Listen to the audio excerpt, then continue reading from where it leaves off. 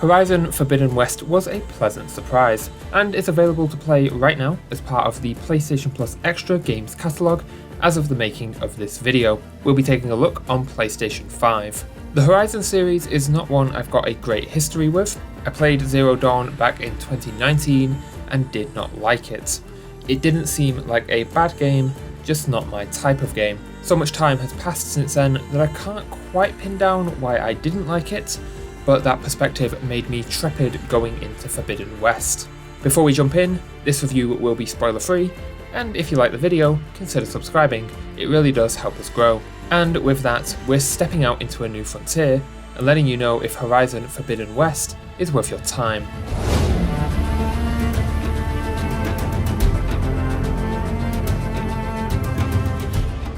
Horizon Forbidden West is a very safe game. What I mean by that is that everything done here is done pretty well, but there are very few standout gameplay systems.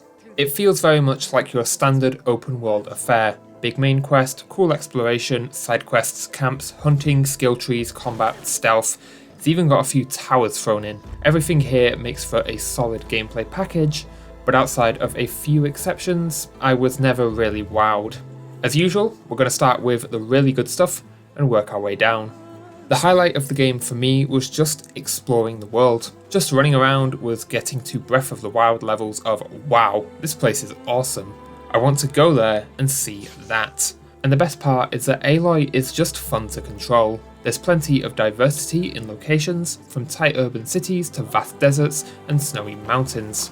There were plenty of times when I was simply at a loss of where I wanted to go next, just to simply explore for the sake of exploring. You can Skyrim your way up almost any slightly horizontal surface, and it makes the world feel like a real place, rather than an arena of invisible walls. I really love the choice to only allow you to fast travel for free from known locations. If you want to fast travel from the middle of a field, you need a pack. These can be bought for cheap, but it pushes you to engage with the world more, rather than just instantly teleporting everywhere. Stemming from this, the first tallneck I found will be an experience to remember. These guys take towers and twist the formula just enough to make them that much more memorable. I had a little bit of open combat with some beasts I hadn't encountered yet, then a small platforming puzzle, before gliding down onto the tallneck. It was a great little slice of gameplay. Resource gathering also fits very well to the rest of the gameplay. There is crafting in this game, but it never pulled me out of the experience. Healing and crafting items are scooped up nice and quickly, or you can just totally disable the animations, and quick crafting things like ammo never pulls you out of combat. Combat is split into two halves, stealth and loud. I hate the former, I love the latter. Stealth is all about using your movement and gadgets to thin the herd, and whilst I love that the focus system allows you to really learn your enemies before engaging, the actual stealth gameplay just felt really bland to me. There is nothing fun about waiting for an enemy to walk into silent kill range. Conversely, the loud combat was great. Fights have a great energy about them, and the machines feel dangerous, even on normal difficulty. Every enemy is distinct, and it leads to fights that feel chaotic, yet never lacking focus. If you've done your research, you'll always be in a position to succeed. The main quest does a good job of blending exploration with combat, but do feel very linear compared to the frankly vast open world. I don't mind these more curated gameplay experiences, as the set pieces are pretty fun, but the game was at its best for me when it was just free. Side quests aren't the most interesting thing, but they do add an extra layer to just exploring the world, and that's always a nice touch. Outside of the safeness of the gameplay, I don't have too many major issues, but I do want to bring attention to one that is plaguing modern games. Can we shut characters up in puzzle sections, please? It's in this game, it was in God of War Ragnarok and Hogwarts Legacy. Devs, you need to trust us to figure out your quote-unquote puzzles. Every single time I'd be piecing together how to climb a story structure or thinking about what I should do next, Aloy would just tell me a nanosecond later.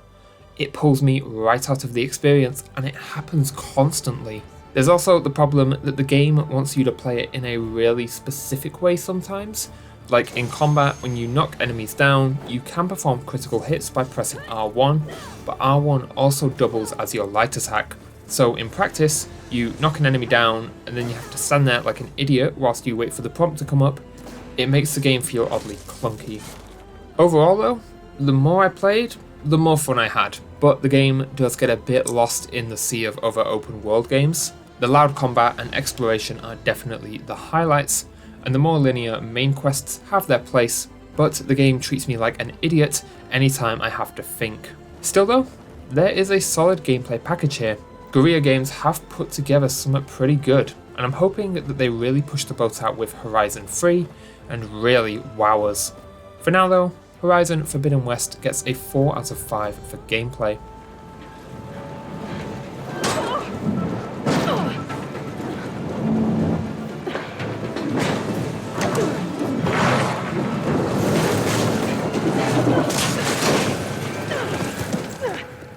I don't know how it's possible to make a game look this good.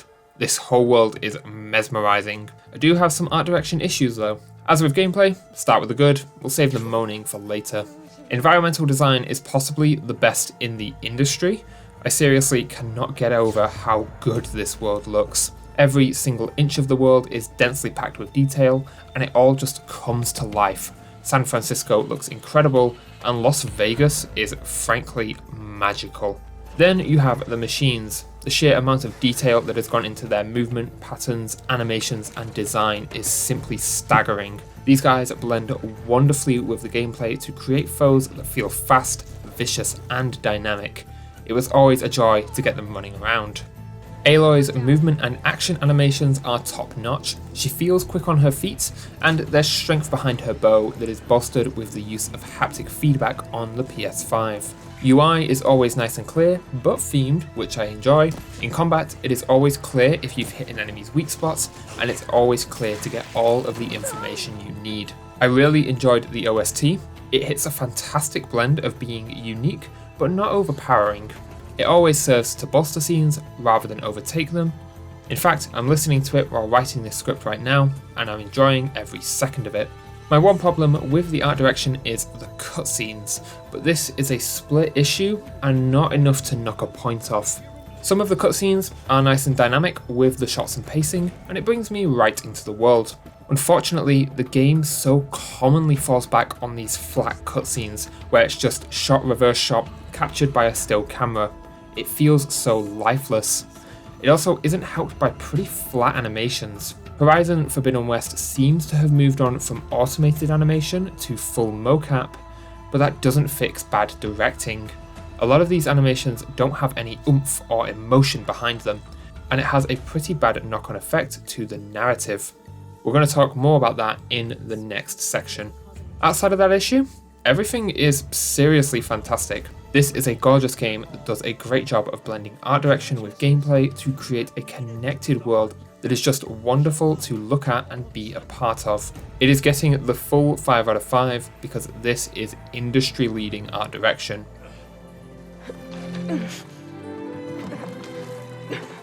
Horizon Forbidden West has great world building, but the actual narrative is both blandly written and presented. I want to start with world building. There is so much depth here, from the tribes to the machines to Gaia and beyond. Guerrilla have done a great job of making the Forbidden West feel like a real place, both abandoned and lived in. This is aided by great environment design and environmental storytelling. Every inch of this world has a story behind it, and you're free to put the pieces together yourself. That's all of the pure good in terms of narrative. I think that the actual story, in how it's both written and presented, just isn't very engaging. Without spoilers, the story is simply bland and mostly predictable. There are some interesting ideas floated about here and there, but I was never truly invested. The whole game also feels very overwritten, and once again, it feels like the devs don't trust us to pay attention. No, I don't need to be told to climb the big tower with an objective marker on it 4 times by a group of people, thanks. Aloy is in constant exposition mode, inside and outside of cutscenes. If she's not telling someone else something obvious, she's telling you 3 times. The narrative is also presented in a really inconsistent way. We have really flat cutscenes mixed in with really dynamic ones, and really average voice acting mixed in with pretty good. I found that the smaller characters usually had more emotion in their performances than the main cast. Aloy and Val especially seem to have no emotion behind them. I don't hear two characters having a conversation, I hear two voice actors in separate studios. It feels so disjointed and flat, and it's not helped by this constant blandness of cutscenes. Outside of the main quest, which does have some dynamic shots, every single time you speak to someone, it's just shot, reverse shot with characters standing around. I'm going to put this down to bad directing because there are some good performances in this game, but the majority of the narrative is delivered in the same bland way, and I can never get fully engaged. It feels like watching a school play rather than a AAA game production. Overall, I'm giving the narrative elements here a 3 out of 5. The world building is fantastic, possibly industry leading, but the actual story is predictable and presented in the most boring way possible with no emotion behind it. I'm walking under a brilliant night sky, through a field of flowers. Horizon Forbidden West is a massive content offering with plenty of settings. We played in resolution mode, and whilst we didn't have any gameplay bugs, we did have a few visual ones. Cutscenes had a lot of pop-in when the shot changed, and in-engine cutscenes sometimes had blocked views from dead enemies. These aren't game breakers, but they are noticeable, and in the case of pop-in, very frequent. Content-wise, you're getting a massive open world to explore, packed with main quests, side quests, camps, combat, and all of the RPG elements you've come to expect. Everything here is nice and polished. You do get unlimited manual save slots, but you have a limit on auto save slots. Make sure you're manual saving if you want to go back. We actually lost our full playthrough from a few months ago because we just used quick saves and then they got overwritten. Settings-wise, this is the real deal. Guerrilla have done a great job of making this game wonderfully accessible. Every setting has a handy description of what it does. Here's what you can tweak. There are major language options for both text and speech. Quest and waypoint pathfinding have 2 options, Explorer and Guided, so you can tailor how much you want the experience to kind of push you along. HUD visibility can be adjusted, as can contextual reminders. Standby screen can be toggled between informative and immediate. You can adjust how much the world slows down when you open your weapon wheel. Pickup animations, auto glider, gauntlet run, quicktime events, mounted animals following roads, and co-pilot can all be toggled on or off. You can choose to show headpiece on outfits that have them, or you can take them off and just have Aloy's head. There are a few control schemes, but you can also rebind controls to your liking. X and Y axis can be inverted separately. There are sliders for movement sensitivity, stick dead zones, and camera sensitivity for each axis. There are further sliders to adjust vibration strength in cinematics, traversal, combat, player weapon, environment, and UI. You can toggle the fancy trigger effects on PS5. Aim assist has strength options. Motion aiming can be turned on and has invert and sensitivity options if you do. You can also enable quick weapon swap. There are a plethora of hold/toggle options. You can adjust these separately. You can swap your movement and look sticks and focus stick input. You can adjust what happens when you dodge whilst in focus mode, and enable auto sprint on foot and on mount. Subtitles can be enabled and have size and background options. The ones in our gameplay are normal size with no background and were always nice and readable. There are audio mix presets. There are sliders for music, speech, and SFX volume. You can trim machine, weapon, and ambient volume. Mono audio can be forced, and you can turn off tinnitus sounds, which is a great inclusion. There are HDR rendering options if your display supports it, and a contrast slider for everyone. You can choose to favour performance or graphics. We went with graphics and we noticed no noticeable dips in performance. Camera positioning can be toggled between left aligned and dynamic. Climbing annotations and underwater camera shake have simple toggles. Motion blur and camera shake have strength options. Both can be completely disabled and should. There's also an accessibility menu that lumps all of the accessibility options into one place. Overall, this is really wonderful. Guerrilla have put together a massive content package that is both technically sound and brimming with options to make the game more accessible. Even the weird pop-in issues aren't enough to knock a point off. The specs here get the full 5 out of 5.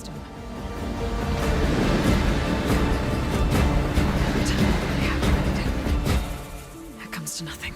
Our initial playthrough of Horizon Forbidden West took us just over 18 hours to complete. This was a primary focus on the main story. Going for 100% will see you going for around 80 hours. I think this is a respectable time requirement. The main stuff isn't too long, but there is plenty of meat left if you're not done after the main story. The game isn't asking a lot from you. Hard drive footprint is unfortunately huge. The PS4 version is asking just over 88GB, whilst the PS5 version lands just short of 100GB. This is frankly massive, even if you're getting a lot in that download. If you have a data cap or slow internet speed, be wary. This will also eat a solid chunk of any console hard drive. I found it fairly easy to fit Horizon Forbidden West in around my daily life. The game autosaves every time you blink, and so when I died or took a break, I was never put too far back. Just make sure you're utilising manual save slots at campfires, as you only have so many autosave slots and the oldest ones will get overwritten. Outside of the massive install, Horizon is doing a pretty good job on our commitment scale. For an open world game, 20ish hours is a good length, and play sessions can be nice and variable thanks to practically constant autosaves. Horizon Forbidden West gets a 4 out of 5 on our commitment scale.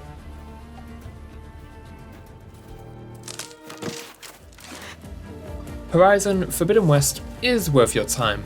It's not going to blow you away or completely change your perspective on games, but it is fun and frankly gorgeous, even if it all does feel a bit safe.